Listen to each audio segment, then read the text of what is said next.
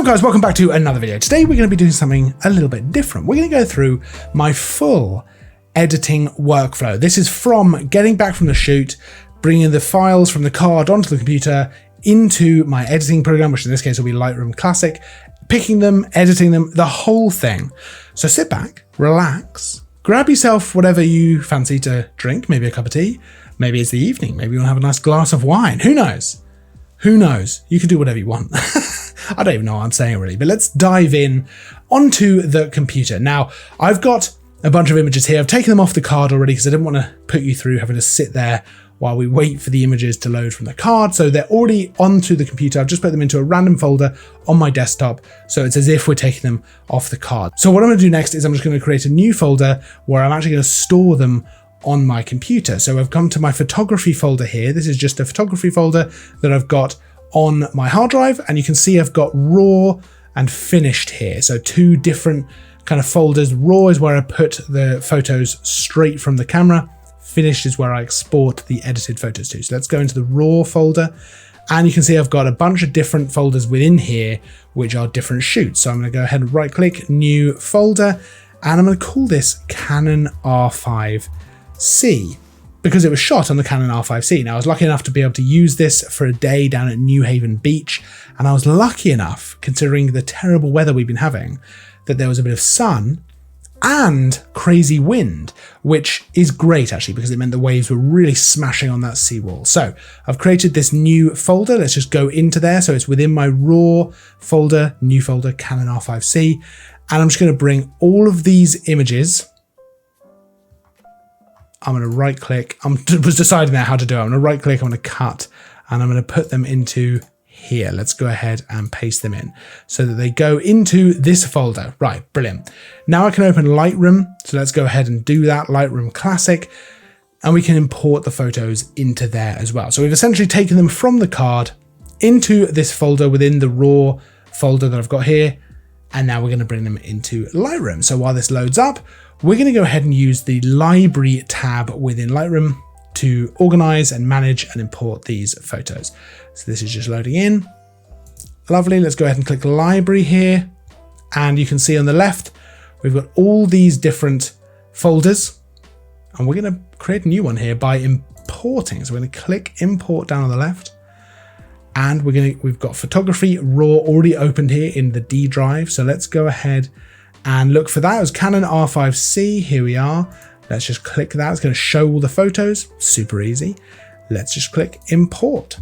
Perfect. That's going to create a new folder within Lightroom where we've got all of these photos. This is all super easy. They're now in Lightroom, and we can go ahead and start picking the ones we actually want to edit and then start moving through the edit. So now that things are imported, we've just let this bar fill up, we've imported those photos, we can go and click develop up here in the top right, and we can look at these photos a little bit closer up. Now, normally this is still a reasonably fast process for me. What I'm going to do is I'm going to go through the different photos using the arrow keys, and I'm just going to press P on the ones that I think, yes, I would like to edit this photo. So for example, this one, I quite like it. It might be a little bit overexposed. I might even just see what happens if I bring the highlights down. Oh, not a lot. That is a shame. Okay, if I bring the exposure down. Okay, it might be a little bit overexposed. That's fine. I'm going to press P because I can always, see what I can do with it. I'm just going to move through these. So I quite like that one. I quite like that one. And I'm just going to move through. Okay, so I've gone ahead and picked the ones that I like. I've literally just cycled through them with the arrow keys, pressing P on the ones that I think I would actually like to edit further. I can come down here now to filter, filters off. Let's click that and go to flagged. And that's just going to bring that down to the ones that I actually selected. So let's go ahead and just pick one of these. Now, I love these photos here. These are all shots at about 200 millimeters, between sort of 170 and 200 mil.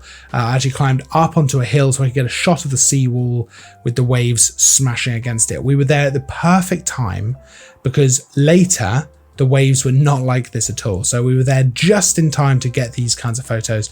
And there's a couple here that I really like. So I think let's go with this one. I think that's really nice. And I can just go ahead and start actually editing it. So first things, I'm going to crop this slightly. I'm going to bring it to a 16:9, And I think I'm just gonna move up. I don't need to have this beach really. So I'm gonna do something like this. And the next thing I need to do immediately, the horizon is not straight. So these are all taken handheld. And let me tell you, it was a windy day. Cold, windy, fortunately not raining. So I'm gonna click auto on the transform here. That's gonna straighten out that horizon. Look at that, you can see even the horizon it looks really choppy. That sea was wild, so I'm not surprised to be honest. So we've gone ahead and we've straightened it, and you know, there we go. It's not the end of the world that the horizon wasn't straight, because we can straighten it really easily now. Normally I would check for that, but I think just because of the wind and oh my God, the cold is so intense. So I was just taking the photos. There we go. I like not having to have the beach. I don't think I need that in the photo. I like having this kind of wild bit of sea around there and the rocks and the waves smashing against. So I like that. Let's go ahead and add a little bit of contrast. Maybe let's bring those highlights down a little bit, although we might come back to it. And shadows I'm going to bring down a little bit as well. Blacks I'm going to bring down a touch. Texture up. Let's bring that up a little bit, and clarity up a little bit as well. Let's not go too mad with that actually. Vibrance I'm going to bring up, but saturation I'm going to bring down a touch as well. Now I might even just cool this a touch. Normally if it was in RAW, I might play around with the white balance a little bit more. As it's a JPEG, I don't want to go too mad because it is going to affect it possibly negatively, and I don't want to do that. So what I'm going to do is come down to the hue, saturation, and luminance tab. With the hue, I'm just going to play around with that orange and see if much happens. I don't think there's a lot of orange in the picture. So I'm just going to bring the blue over to the aqua a little bit. Then I'm going to come into saturation. I'm going to pull out the oranges. Do you know what? Actually, I'm going to leave them because there's some nice orange in the sky. I'm going to leave the blue. If I pull that out, it looks almost black and white, to be honest. So I might boost the blue a touch as well. And then let's come down to color grading. Now I might add some blue to the shadows. Let's see what happens if I add orange to the highlights. I don't hate it actually. So let's do that. I've actually added it to the midtones there. Midtones and the highlights.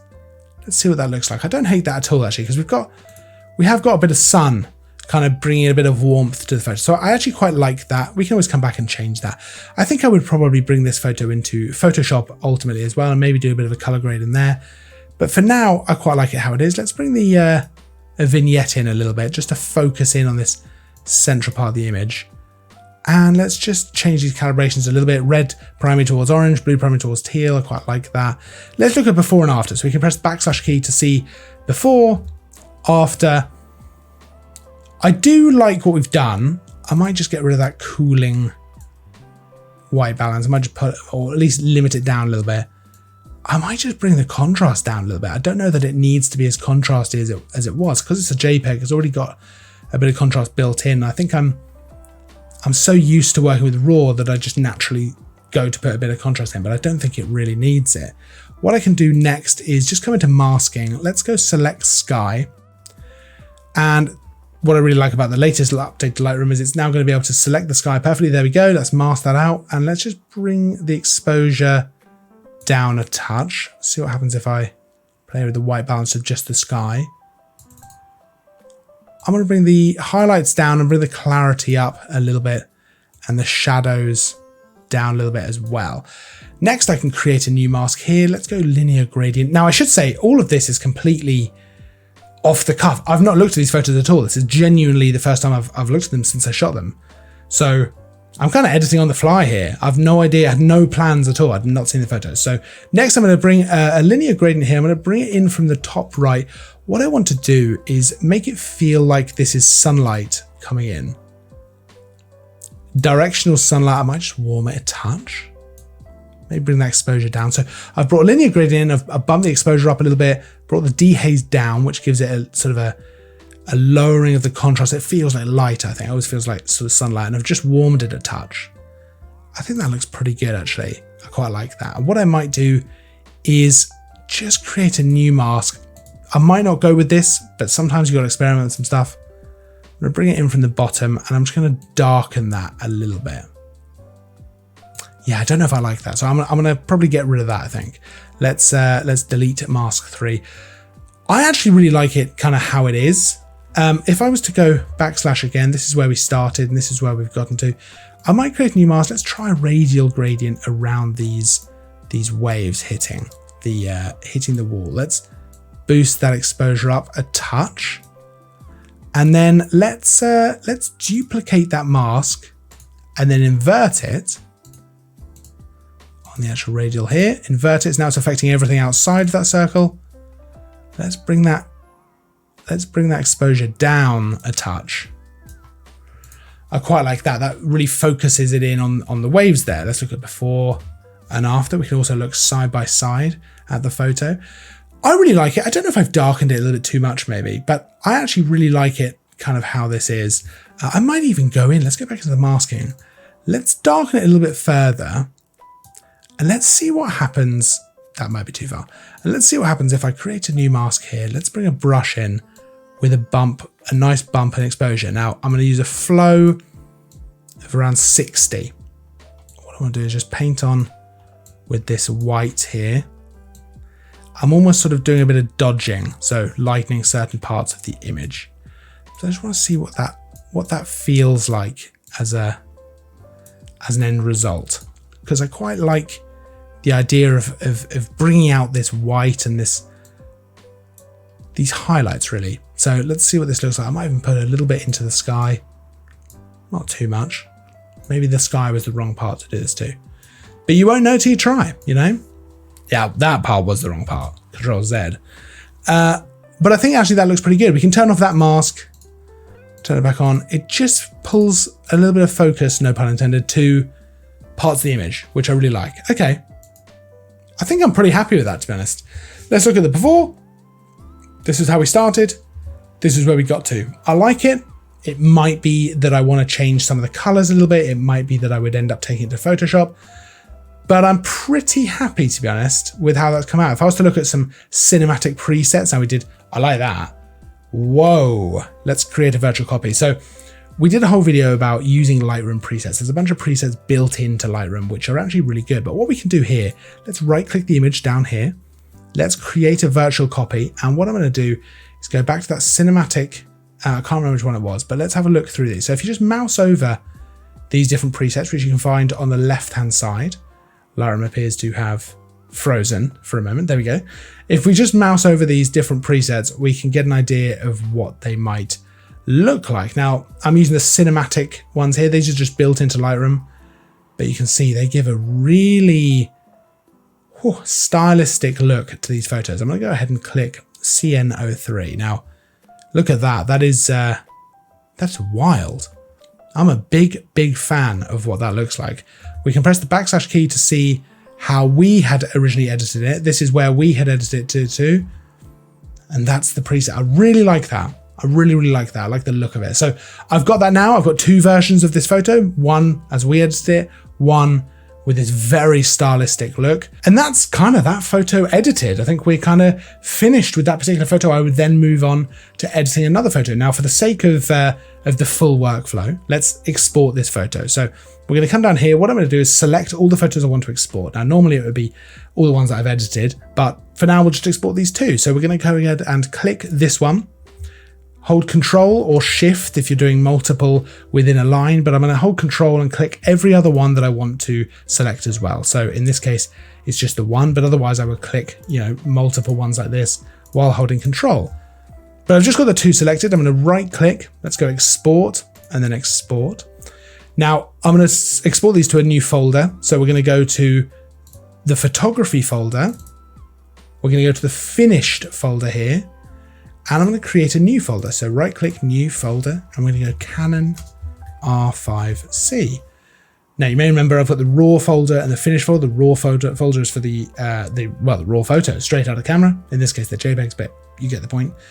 The finished folder is for all the edited photos. So we can go ahead and select that folder, Canon R5C, within the finished folder, select folder.